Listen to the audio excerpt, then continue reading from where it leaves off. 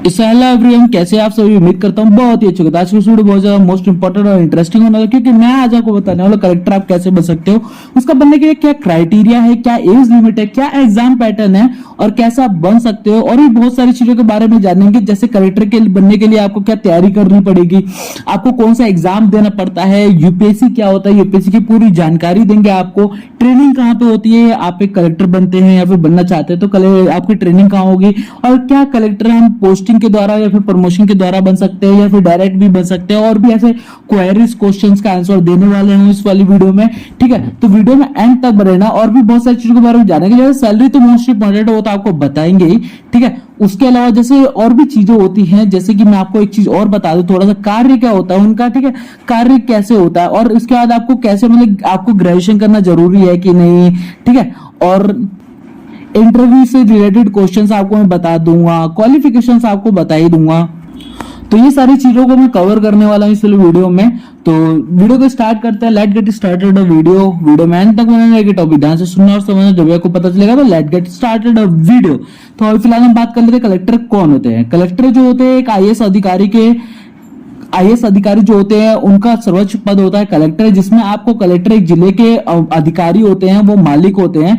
ठीक है, उनका सर्वोच्च मतलब कि जो कलेक्टर होते हैं उनका सम्मानजनक और बहुत ही ज्यादा प्रशंसिक एक अधिकारी होते हैं, मतलब उनका अच्छा खासा नाम बनता है अगर आप एक कलेक्टर बन जाते हैं तो। ठीक है, तो उसके अलावा भी कलेक्टर का साधारण भाषा में अगर बताऊं तो कलेक्टर कौन होते हैं, तो कलेक्टर एक पूरे जिले के मालिक होते हैं, सबसे बड़े अधिकारी होते हैं, जिसके पास जिले का सभी अधिकरण होते हैं, संभालने और जिले का कानूनी व्यवस्था को बनाए रखने, शांतिपूर्वक बनाए रखने वो जिम्मेदारी एक कलेक्टर का ही होता है। ठीक है, अभी हम बेसिकली बात कर लेते हैं कलेक्टर के कार्य के बारे में। तो कलेक्टर कार्य जो होता है, एक कलेक्टर के अपने अंडर आने वाले जिला को भूमि का मूल्यांकन करना, अपने अंडर आने वाले भूमि अधिग्रहण का कार्य करना, एक कलेक्टर का अंडर आने वाले जितने भी राजस्व व संग्रहालय भूमि रिकॉर्ड का रख रखाव करना, भूमि सुधार एवं जनों का एकाकीकरण करना। ठीक है, एक कलेक्टर बनने के मेरे की कलेक्टर का जो कार्य होता है वो होता है कि भाई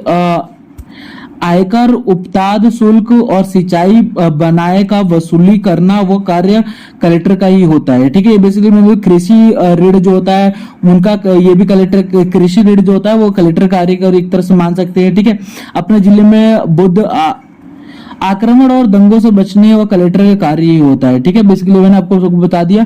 अब हम बात कर ले कलेक्टर कैसे बने। ठीक है, तो कलेक्टर बनने के लिए सबसे पहले आपको 10th कंप्लीट करना होगा, फिर 12th कंप्लीट करना होगा, 12th कंप्लीट करने के बाद आपको ग्रेजुएशन कंप्लीट करना होगा।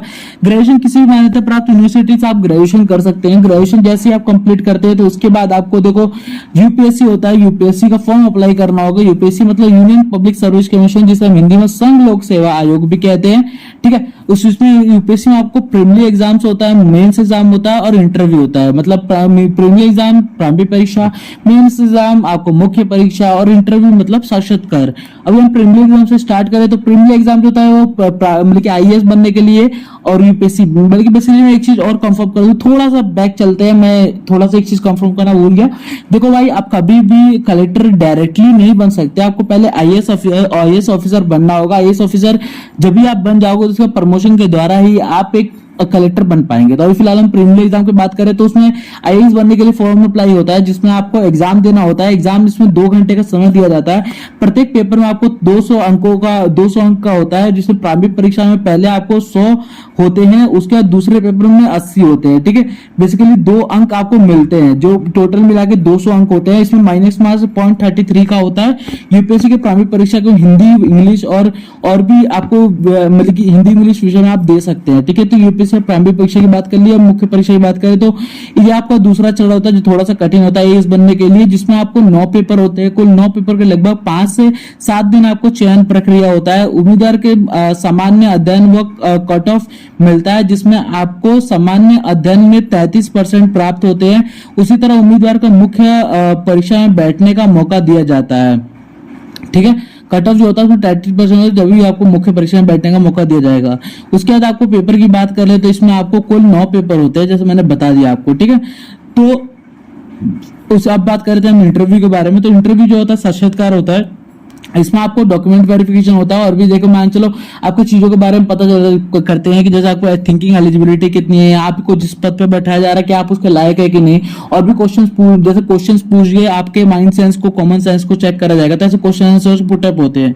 ठीक है, अभी हम बात कर ले उनकी ट्रेनिंग की, तो देखो भाई यूपीएससी जो होता है उसमें 24 तरह के आपको गवर्नमेंट जॉब मिल जाएंगे, बट 4 मोस्ट इंपॉर्टेंट है, आईएएस, आईपीएस, आईआरएस, आईएफएस। ठीक है, ये होते हैं, ये आपको 4 हो गए। ठीक है, आप बेसिकली इन चारों में आपको आईएएस बनना है, आईएएस बनना है। ठीक है, तो उसके बाद आपको लवासना की ट्रेनिंग करती है। जब आप ये यूपीएससी क्लियर कर लेते हैं तो 2 साल की ट्रेनिंग होती है लवासना में, जब भी आप आईएएस ऑफिसर बन पाएंगे। अभी हम बेसिकली बात कर ले आगे जो है हमारा कलेक्टर बनने की आयु सीमा, मतलब आईएएस ऑफिसर बनने की आयु सीमा, तो आप 21 से 30 साल की उम्र के बीच बन सकते हैं। वो कैटेगरी की बात करें तो आपको मतलब कि एसटी कैटेगरी की बात करें तो 5 साल की छूट मिल जाती है, मतलब 21 साल से 35 वर्ष तक हो जाता है। जिसमें आपको ओबीसी कैटेगरी वाले के उम्मीदवार की बात करें तो इसमें 3 वर्ष से लेकर 21 वर्ष, मतलब कि 3 साल की छूट मिल जाती है ओबीसी कैटेगरी वालों को।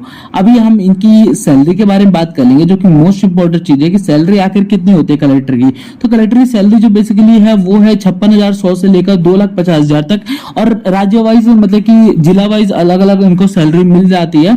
जिस जिले में एक आपको अच्छा खासा जगह पे है तो वहां पे अच्छी खासी सैलरी मिलेगी, तो जिले वाइज थोड़ा सा होता है डिफरेंसेस। ठीक है, अभी फिलहाल इनको भट्टे मिलते हैं, महंगाई भट्टा, और उसके बाद बेरोजगारी भट्टा, और भी तरह के भट्टे मिलते हैं, और गवर्नमेंट की तरफ सुविधा प्रदान करी जाती है।